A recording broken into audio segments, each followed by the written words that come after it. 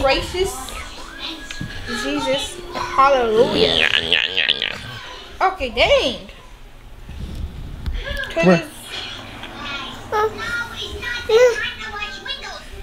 She's like, what is that?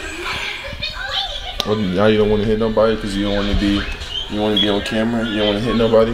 Come 4K. You don't want to hit nobody now, huh? You was doing all that hitting and fighting. Do but it. I have a trick. So you Oh, you still? What's up then? Oh, Mus, you want to play Bobby? Cause there's a new one and I'm gonna play that. Cause.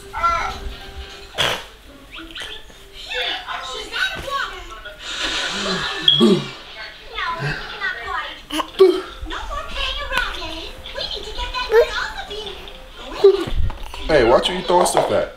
I'll beat you up. Tired of me tripping cause you get bold. I can make it up when I get back. Right now I gotta go. You know I ain't the type to walk around with money on that flow. Leave me alone. I'm on that road and I ain't coming. Pocket on my time. She a lame, goofy, stupid little daughter. I be quick to get a bitch to boo. Do you deserve it? You think you worth it? But a man will say, bitch, you know I've been a purpose. Don't you know that you are loved? It was potent, it was coated with the hug. Alright, so for those who don't know, I got fired from my canoe job, man. No, I'm just playing. Yo, lame man. People are probably hating like, yes sir, you got fired. Nah, I didn't get fired, lame man. I think it's too bad. Anyways, so basically today I have training for my next job. Basically, I do always do nature stuff with dozens of organizations. I'm never with one organization. So the canoe, the summertime's over, so canoeing is done. Go ahead, sit down, my guy. Go ahead, sit down. Anyways, back to what I was saying. Canoeing is over. I didn't get fired. So now we're doing on to the next organization. Which is this organization called Salmon Watch, or the Watershed Council, whatever you want to call it, where we just do teachings for middle schoolers and stuff like that, like environmental teaching. I'm trying to get as many shots as possible. Is that what?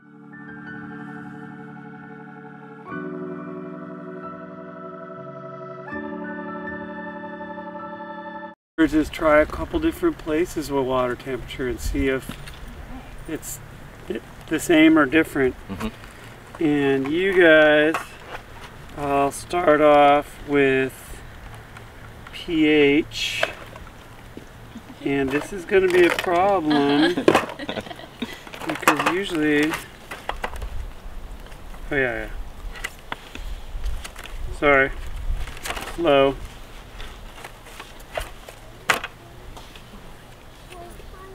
Usually these are separate, so this is making it harder to do what I had planned, but we're just going to take this stuff apart, I don't care.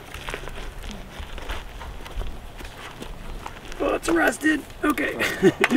Alright.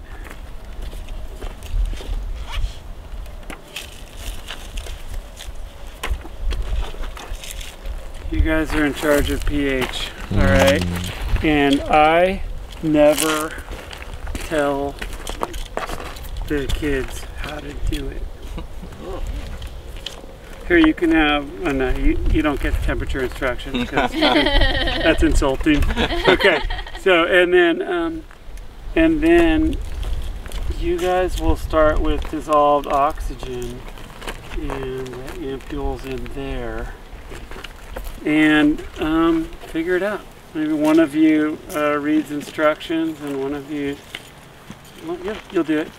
All right. Is there anywhere to track it? Interesting. Collect it on, or? Sometimes teachers will come with handouts for the kids to write it. Apparently, I'm not one of those teachers today. I didn't. They do have sheets you can get, and yeah, and a teacher can. That was my first time. Sure. They have the online materials. You can print stuff out. I would encourage you to go through that. Okay. Same thing, take a couple different readings. Yeah, let me see. Good question. Oh, nice.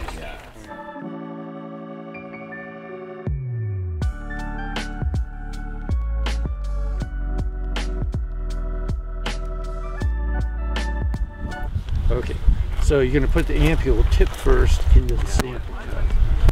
This is very stressful, this part. Now, is there a... so you go all the way to the bottom. Yeah. And then you just kind of like force it a little bit diagonal. And it's so stressful because it's going to break. It doesn't feel right. Is there a hole at the bottom or something that it fits into? There is. It breaks. Oh. There. Okay. Okay. That is stressful. Now at the tip, the ampule will fill, leaving a bubble for mixing. You got a band and you need a partner. Leaving a bubble for mixing. Yeah. And then to mix it, invert it several times. Can we try with this one, Emerson? Okay.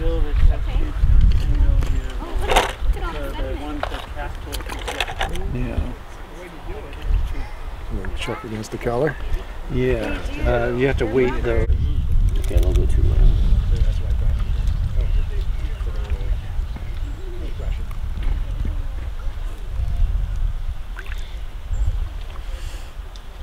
All right, what's next? Add 10 drops of wide range pH indicator. 10 drops. 10 drops. You said 10 drops? Yeah. Okay, can you hold this? I will hold that. It will stain if you get on your jacket. It's going to stain if you get on your jacket. Well, I don't know if it's going to stain. I just guess because it's yellow. 10 drops, and right? the more straight up and down you hold it, the better it works. Yeah, exactly. See, well, you have a disposal.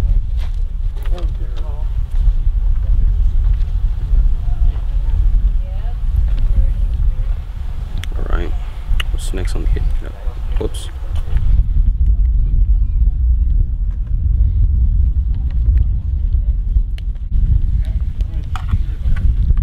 And matched it to which color?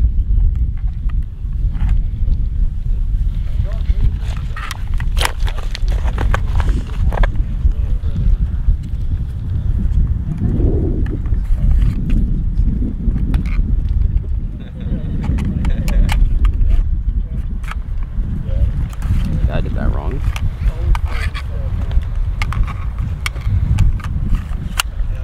There we go. Looks like a 7 to me.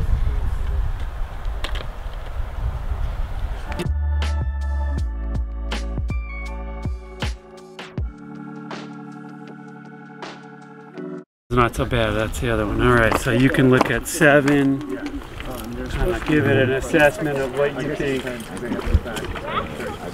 So the pH is based off of distilled water, which is 7. And then acidity would be to the left, basic would be to the right. Okay.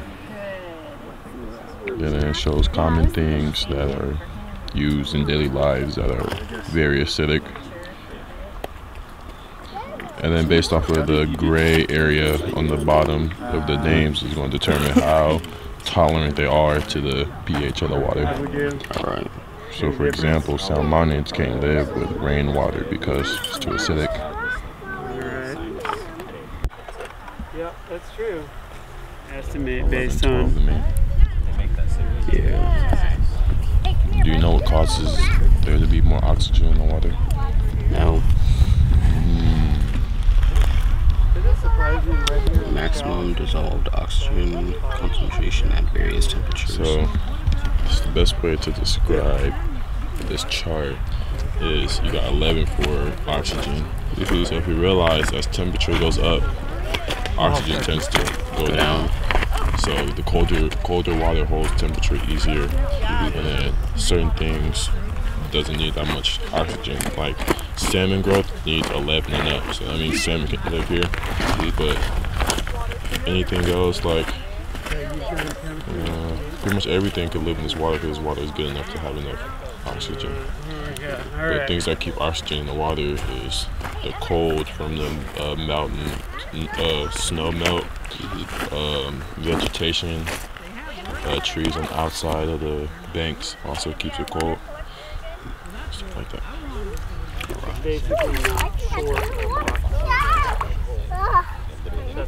Macroinvertebrates. Something without a skeleton. What a long word. Something about a skeleton. Something without. Something without a skeletal structure. Good. And it would not have a Spine. spine. No spines. Okay. We're going to take our D-nets and we're going to put them into the water, facing the current, so that anything you stir up is going to be caught in that. And you're going to take your boot and scuff it up. This area, like I'm lifting the rocks with my foot. And another little worm. Mm-hmm. Good. So we have...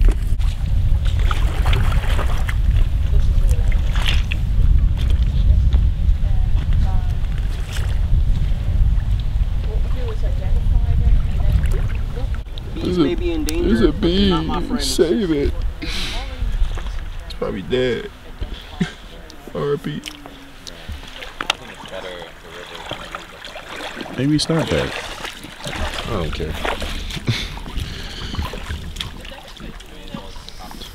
I'm gonna save the bee because I'm a nice guy. I'm not scared of no bees. I don't think it's. Oh, it's not dead. I knew it. Let me save it.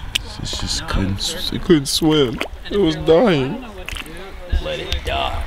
No, look how beautiful these are.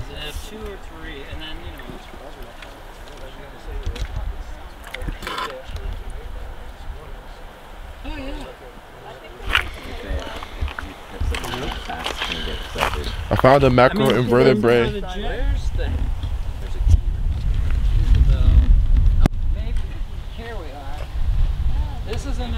Yes, sir. For the average class and the average kid, because This is what I do on the normal. I'm just out here.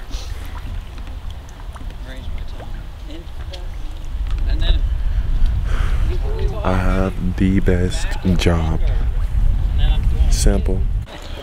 It's a little garden snake. Hey, Paul, check this out. if somebody's, like PhD level, that's fine, but... Yeah, they'll pee on your hand. Yeah. That's why I'll let somebody else hold it first, and then they can pee on their hand. Explain things so the kids can understand and retain it. That's the point. Swimming in the water at one point. Oh, no. And you just, he said, I will that would be a great example for the kids. It's like, is that a macroinvertebrate? Wow. Oh my god. Like, do you? I think really cool. That's super cool. All right, Emerson. Wow. Right on. Does that feel weird? What's it feel like, Emerson? I don't know. Can you feel it moving? Slimy? Yeah, is it slimy? What would you give it a name? What name would you give it? Slimy. Slimy? Well, like snakes had vertebrae. And they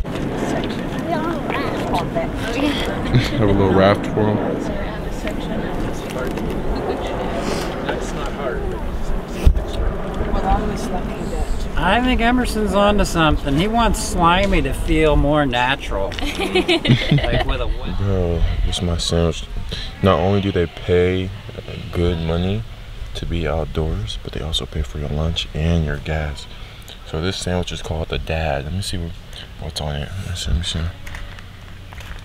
me see. You can probably barely see it, but there's the Dad roast turkey, tillamook, cheddar, mayo, yellow mustard, pickle relish, red onion, tomato, and green leaf lettuce on harvest white bread.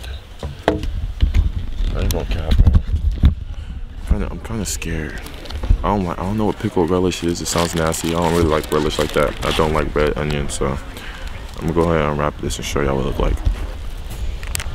It don't look that bad. Maybe I'm just very judgmental. It don't look that bad. Let me try it real quick. Let me try it real quick. I'm gonna try it.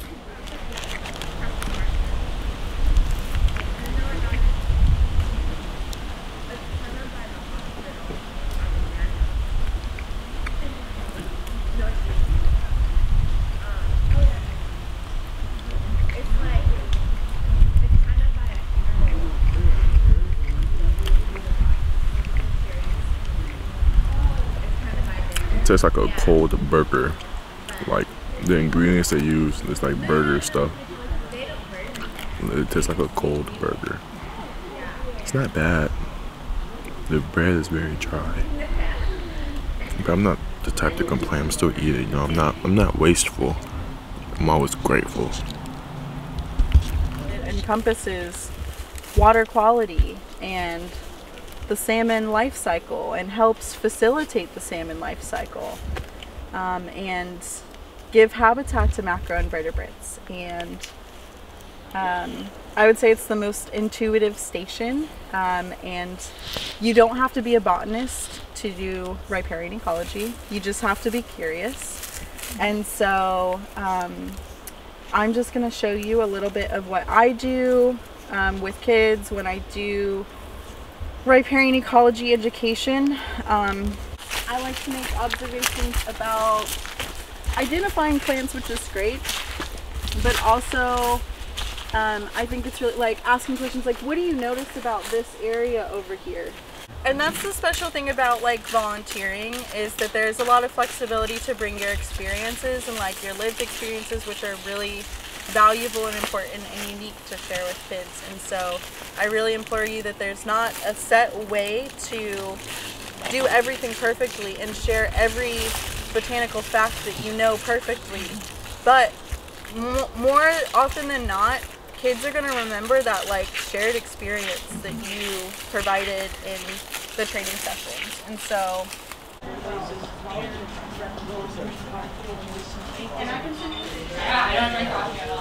Okay, so I might take one on. This stuff's going to go apart tonight.